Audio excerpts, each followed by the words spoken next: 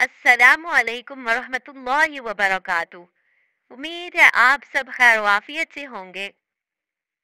आज का हमारा टॉपिक है 3 रातों में नबी अकरम सल्लल्लाहु अलैहि वसल्लम की जियारत। मुहतरम नाज़रीन, हजरत बाबूजी अब्दुल्ला रहमतुल्लाह अलैह की कब्र पर अल्लाह ताला करोड़ों रहमतें नाजिल फरमाए। वो बहुत ही मुस्तजाबुद दावत बुजुर्ग थे। ऐसे मुस्तजाबुद दावत थे कि जिस बंदे के लिए भी वो दुआएं करते, अल्लाह ताला इसको अपने महबूब सल्लल्लाहु अलैहि वसल्लम की जियारत नसीब फरमाते थे। 3 रातों के अंदर अंदर इसको हजूर सल्लल्लाहु अलैहि वसल्लम की जियारत नसीब होती थी।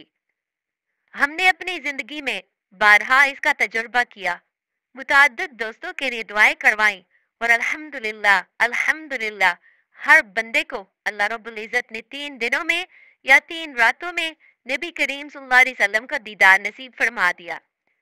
हजरत बाबूजी अब्दुल्ला रहमतुल्लाह अलैह फरमाया करते थे कि जो जाकिर शागिल आदमी होता है, एक तो इसे मौत के वक्त प्यास नहीं लगती और दूसरा अल्लाह रब्बुल इज्जत कब्र का अजाब इस बंदे को मुआफ फरमा देते हैं। ये 2 बड़ी नेमतें हैं। अगर अच्छी मौत मरना चाहे और कब्र के अंदर आसानी का वक्त गुजारना चाहे तो इसके लिए जिक्र को बिल्कुल भी तर्क ना करें, इसलिए कसरत के साथ जिक्र करें। जिक्र से अल्लाह रब्बुल इज्जत अपने बंदों के गुनाहों को माफ फरमा देते हैं और इसके अंदर कुव्वत इरादी पैदा करते हैं, जिसकी वजह से वो अपने रब की इबादत करता था।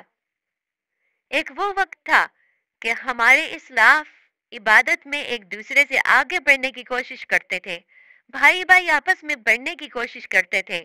मियाँ बीवी ने औकात तकसीम किए होते थे। मियाँ सोचता था कि मैं रात के पहले हिस्से में सो जाऊं और रात के आखिरी हिस्से में घर के अंदर तहज्जुद पढ़ूंगा।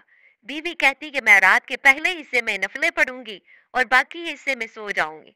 मियाँ बीवी की जिंदगी ऐसी होती थी कि पूरे 24 घंटे में घर का कोई न कोई फर्द इबादत में मशगूल हुआ करता था, यानी औकात तकसीम कर रखे थे। इसी तरह बावजूद जिंदगी गुजारने की भी तमन्ना होती थी कि मुझे हजरत मुजद्दद अलफ़सानी रहमतुल्लाह अलैह की औलाद में से एक साहिब के घर जाने का मौका मिला। इनके बच्चे घर के ग्राउंड में फुटबॉल खेल रहे थे। नई आबादी थी, मस्जिद भी करीब नहीं थी, इसलिए घर में ही जमात से नमाज अदा करनी पड़ी।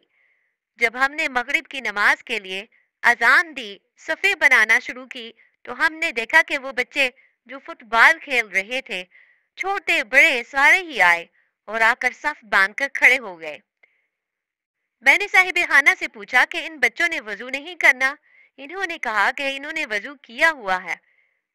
तो हमने समझा कि शायद इन्होंने सोचा होगा कि मेहमान आए हुए हैं, नमाज तो पढ़नी है, इसलिए हम पहले से वजू करके खेलते हैं।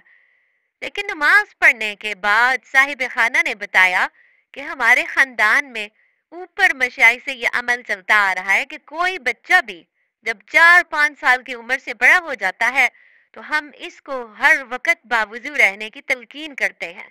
सुभान अल्लाह। हमारे घर में आप किसी बंदे को भी जागते हुए होश की हालत में बेवजू नहीं देखेंगे।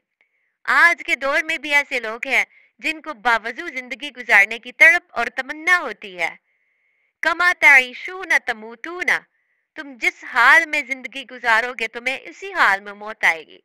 बावजू जिंदगी गुजारने वालों को अल्लाह ताला बावजू मौत अता फरमाएंगे। अल्लाह ताला हम सबको बावजू जिंदगी गुजारने की तौफीक अता फरमाए और हमेशा अल्लाह ताला का जिक्र करने की तौफीक अता फरमाए। आमीन सुम्मा आमीन।